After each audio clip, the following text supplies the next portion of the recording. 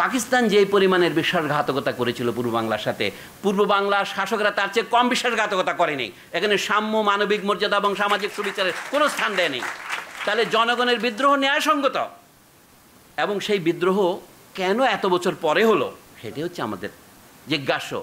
এটা 5ই আগস্ট শেখ হাসিনা কেন পলায়ন করলেন সেটা মোটেই প্রশ্ন নয়। প্রশ্ন হচ্ছে তিনি কি করে 15 বছর একটা গোটা জাতিকে বৃত্তের মতো শাসন করতে পারলেন। যদি আপনার মধ্যে ন্যূনতম ন্যায় বিচারের সাধনা থাকতো এটা হতে পারতো না। এবং শেখ হাসিনা, এই কোনো আসল কথা বলি, শেষ কথায়, শেখ হাসিনা নিজেকে ধর্মনিরপেক্ষতার চ্যাম্পিয়ন হিসেবে জারি করেছেন। শ্রীলঙ্কা আবারও রপ্তানিতে শীর্ষে।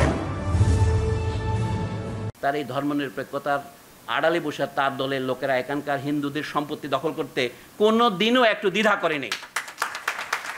আপনি দেখেন বাংলাদেশে যত শত্রু সম্পত্তি বলে হিন্দু সম্পত্তি গৃহীত হয়েছে তার শতকরা কত ভাগ শেখ হাসিনার অনুসারীরা করেছে এবং কত ভাগ শেখ হাসিনার বিরোধীরা করেছে। তাহলে দেখতে পাবেন এই ব্যাপারে কোনো ভেদ নাই। এখানে শ্রেণী বৈষম্য সবচেয়ে বড়। নতুন যে ধনতান্ত্রিক সমাজ গড়ে তুলেছেন শেখ হাসিনা, আপনি সেটার কোনো কথা না বলে শুধু শেখ হাসিনা করবেন, এটা তো অলিগারকে গঠন করেছে, এটা তো গণতন্ত্র নয়। তাই আমি শেষ কথাই বলি, 1972 সংবিধানে যে গণতন্ত্র, সমাজতন্ত্র, ধর্মনিরপেক্ষতা, জাতীয়তাবাদ কথাগুলি লিখলেন, আপনারা আমাকে বলুন দেখি 1971 মুক্তিযুদ্ধের সময় কোথাও এই 4টা শব্দ একসাথে উচ্চারিত হয়েছে কিনা, কিংবা তার আগে। গণতন্ত্র কথাটা তো সবাই মুখে বলি, আমরা ধর্তায় বলি, এবং গণতন্ত্র হচ্ছে দুর্বৃত্তের শেষ আশ্রয়স্থল।